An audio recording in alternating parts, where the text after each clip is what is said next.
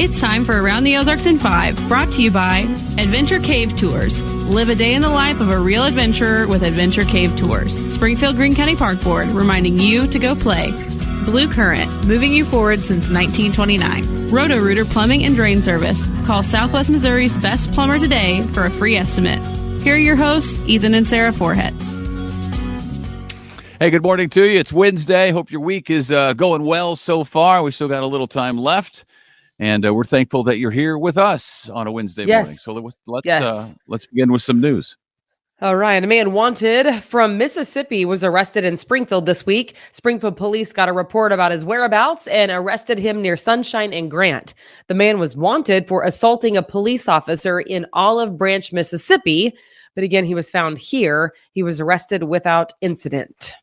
Yeah, and apparently that was a pretty serious deal down in Mississippi. He is accused of shooting at least one police officer. I don't think anybody was hit. So police here, that's a call that you take pretty seriously. You show up in force whenever somebody you think is already shot at a police officer. So thankfully they were able to arrest him without anything else happening. Wow. This next story making national headlines, really. A senior at Mizzou who is from Springfield, actually, is missing in Nashville, Tennessee. On Friday night, after a night out with friends, Riley Strain was overserved alcohol at a bar. He left there, told his friends he was going back to his hotel, but come Saturday morning, they realized he never made it. Police say they pinged his cell phone 45 minutes in the opposite direction of their hotel, and now there's no longer location data being given off, so they don't know where he is. Riley Strain is 22 years old. He had talked to his mom. He had FaceTime with her earlier in the day. She said there was nothing, absolutely nothing out of the ordinary. Family, friends, police left Springfield, many of them searching in earnest. We're told that he is 6'6", meaning he's very tall, hard to miss, 160 pounds, blonde hair, blue eyes. And if anyone has any information, you are asked to call Nashville police. Wow, 6'6", 160. He's very skinny as well, very tall and skinny. Yeah, I was looking at his pictures. He's 22. He's a senior at Mizzou, but studying business, and I don't know, just seems like a all-around guy on his. I literally only know him from his picture, but it's so shocking, especially for a man, like a grown man that size. Well, I know police in Nashville released video of him leaving the bar, I believe, the last video that they have of him. So it is, you feel for those parents and friends because that's a scary situation for sure. Yeah, the timestamp on that, I believe, was 9:47 p.m. Friday night. They pinged his cell phone around 10:15 Friday night, 45 minutes away from his hotel, and then there was no more data. That was it. Yeah, man. Okay. The fire chief with the Eminence Volunteer Fire Department says there was not a cause released on what started that fire that destroyed the fire department there in Eminence, the firehouse destroyed by fire. The fire burned too hot for them to figure out how it started. That happened 8 days ago. Investigators have listed it as undetermined cause. They lost everything, including multiple fire engines and trucks. The good news is other fire departments from around the country are really chipping in to help. Several departments from as far away as New York have donated, at this point, 6 fire trucks to that department, as well as other vital firefighting equipment, which is huge. So it's the very heartwarming twist to a very sad story. A very discouraging story. You're a volunteer fire department and you lose everything in a fire, including all your trucks.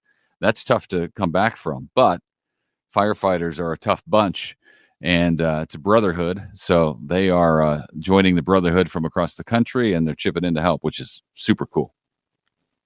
Super cool. And there's probably more of those trucks to come, I would think. Greene County Sheriff's Department says beware of scammers. Once again, scammers are calling people pretending to be deputies with the Sheriff's Department or court officials, and they're asking for money or asking about jury duty or warrants. Greene County says that's not how they operate. They don't do it that way. So it's a scammer trying to get your financial information. So if you're called by somebody claiming that, hang up. And if you have actual questions about whether that's true, call the Greene County Sheriff's Department and find out if they were calling you. Right. Hang up and call them. All right. Lebanon has a new police chief. Jerry Harrison is taking over the top role in April. Before this, Harrison was police chief in Independence, Kansas for 7 years. He's been in law enforcement for a total of 26. He also attended both Missouri Southern State University and Missouri State University to get his master's. So he's got some experience in the Ozarks, which is great. Yeah. Congratulations to him and to the city. All right, this is interesting. A Republican state senator from Ash Grove is hoping to challenge the U.S. Supreme Court. Under a new legislation proposed by Mike Moon, the state would add child sex trafficking and statutory rape to the crimes eligible for the death penalty. Now, it's written specific to rape of children under 14 and sex trafficking of children under 12.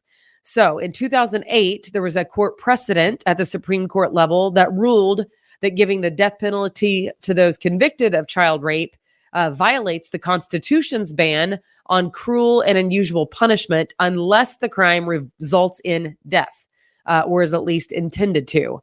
So again, the court precedent has been set, but Senator Moon says it is worth challenging.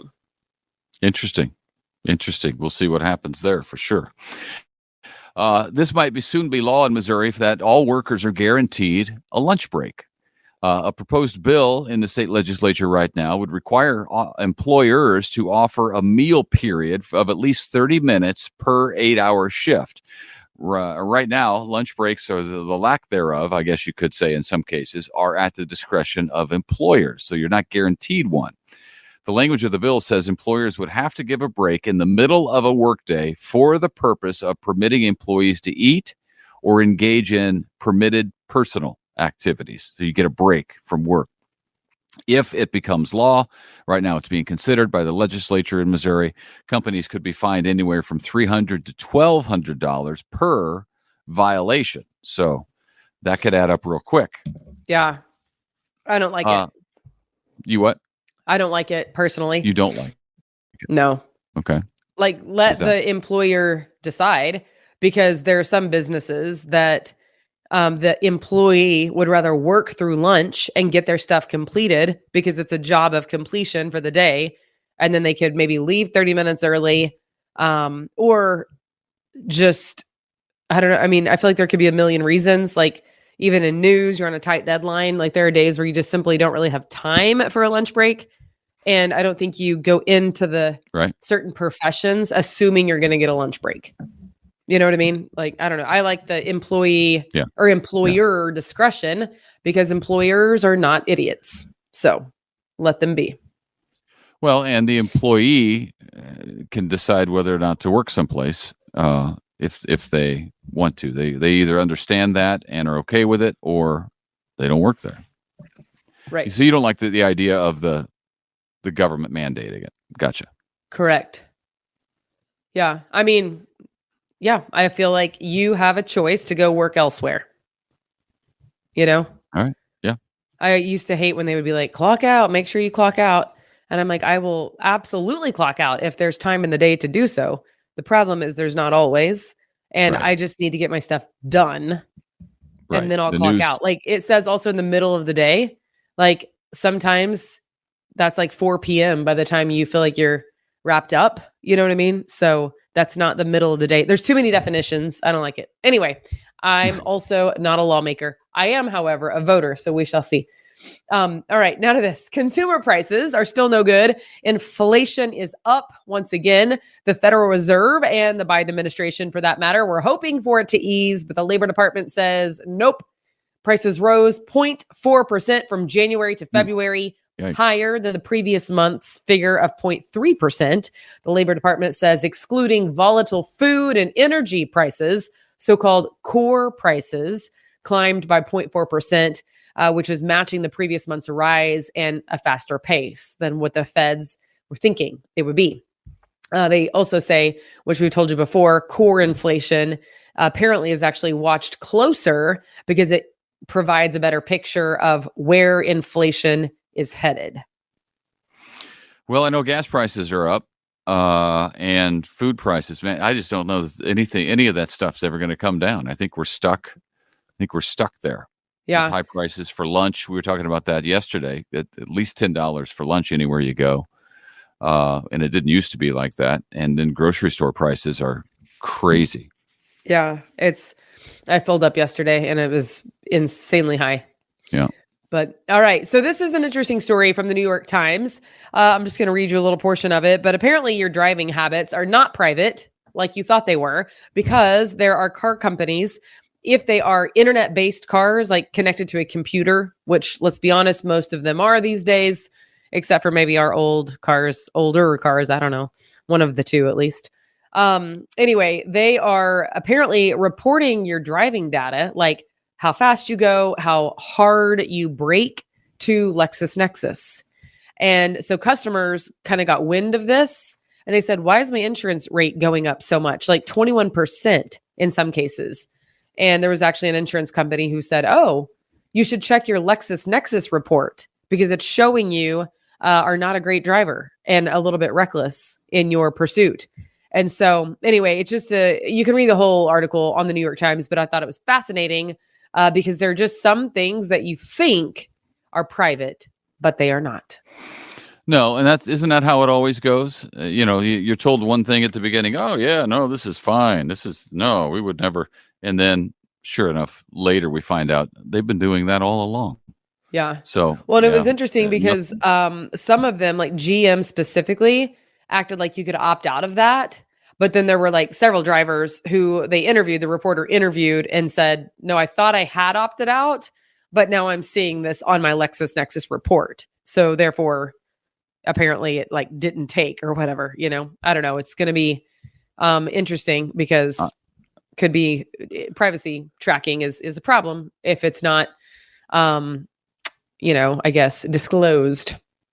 Well, I was trying to figure out, because I read some of that story myself, and I was trying to figure out if it was only if you are using a service like OnStar or Smart Driver that come in the vehicles. We have OnStar in our car. We don't use it, but does that mean OnStar isn't still spying on us and turning in our information?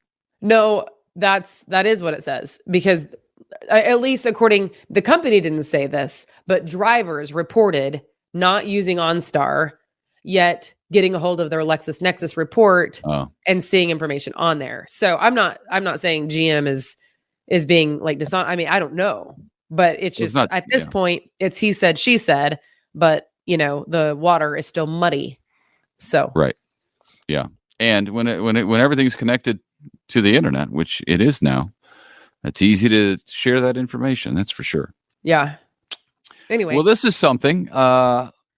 Barry Manilow, the great Barry Manilow, is coming to Springfield for a concert this summer. He says it's going to be his last time. It'll be at Great Southern Bank Arena because you need a big arena if you're Barry Manilow. It's going to be on Saturday, August 24th, and tickets go on sale Friday morning.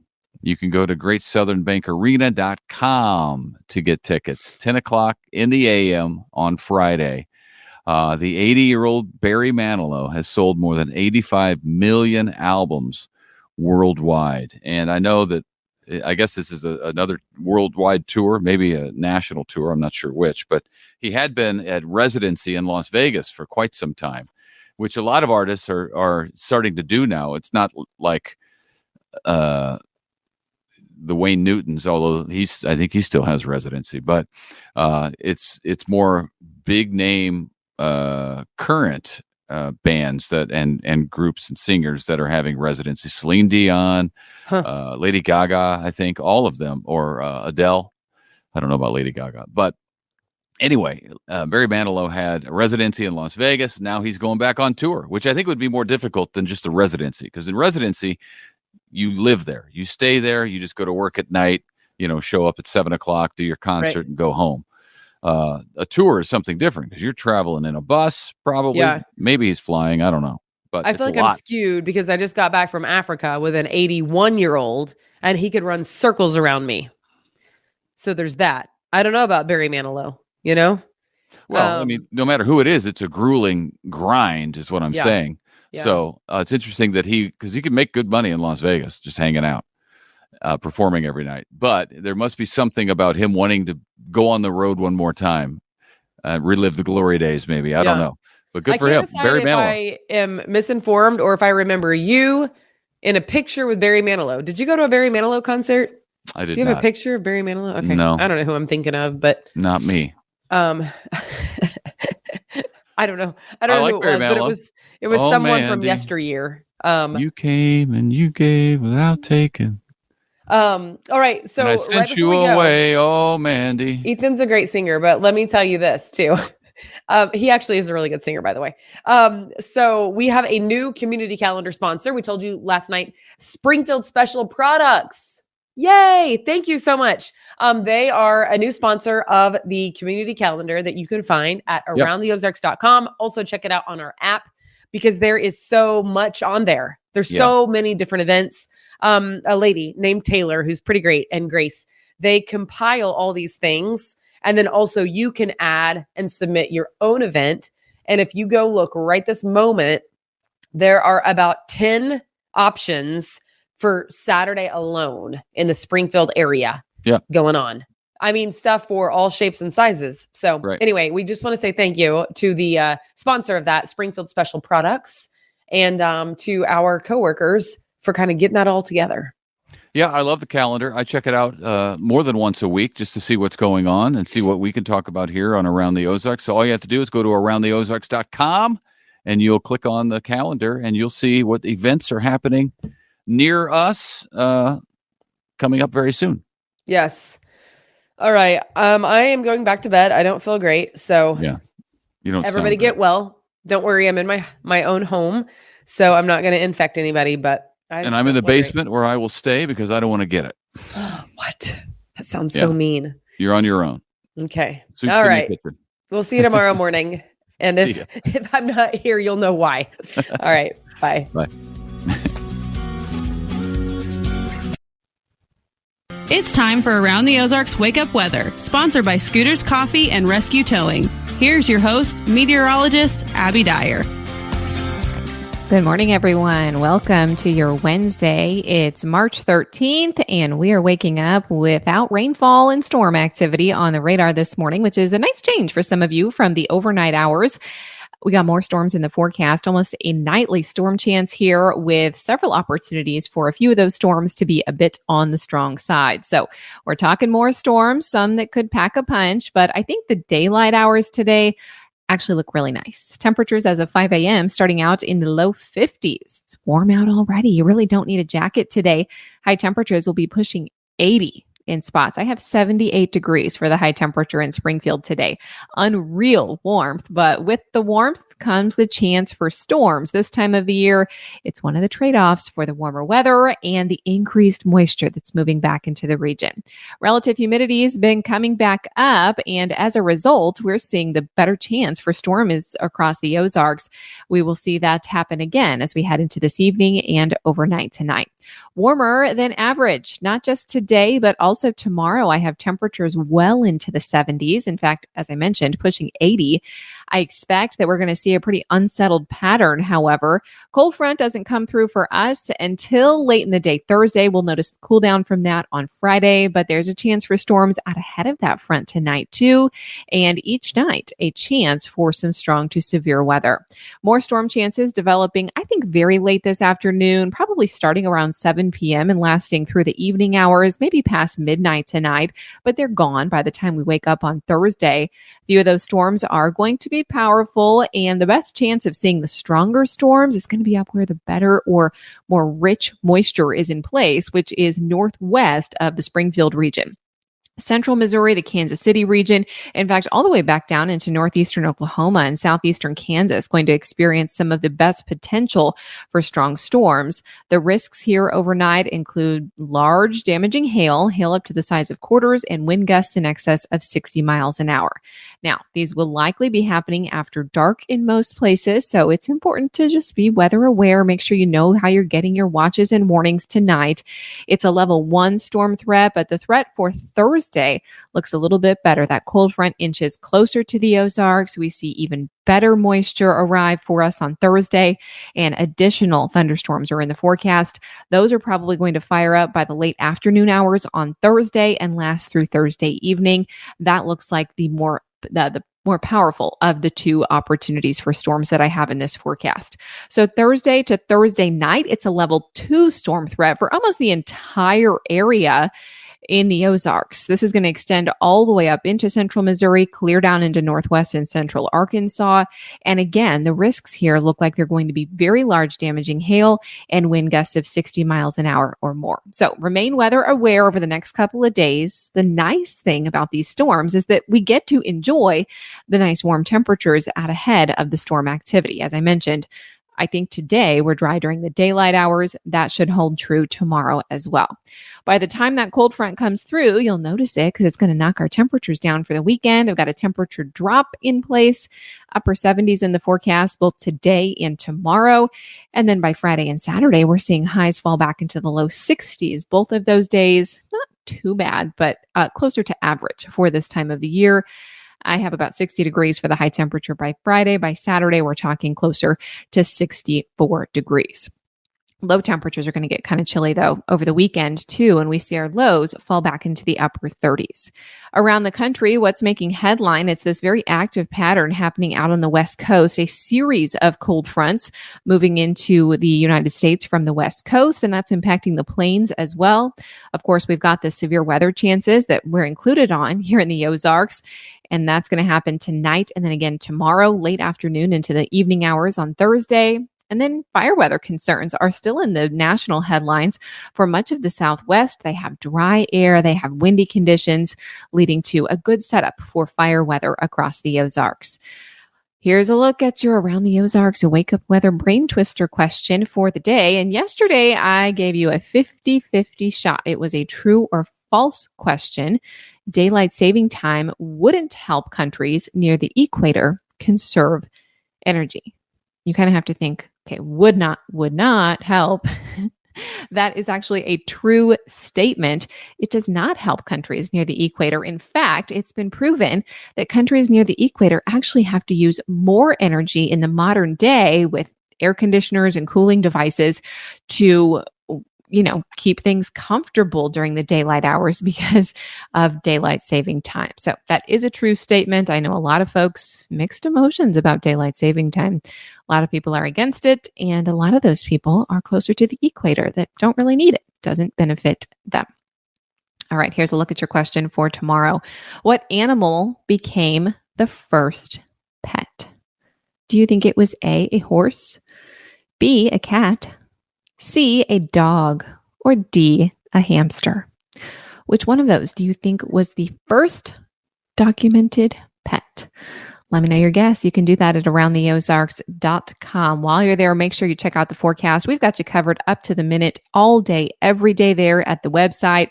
Especially important as we head into the spring months and start to prepare for the severe weather season. We could see some of those strong storms tonight. Best chance northwest of the Springfield area happening after 7 p.m. tonight, ending around midnight. Another round of strong to severe storms, though, in the forecast for Thursday afternoon and Thursday evening.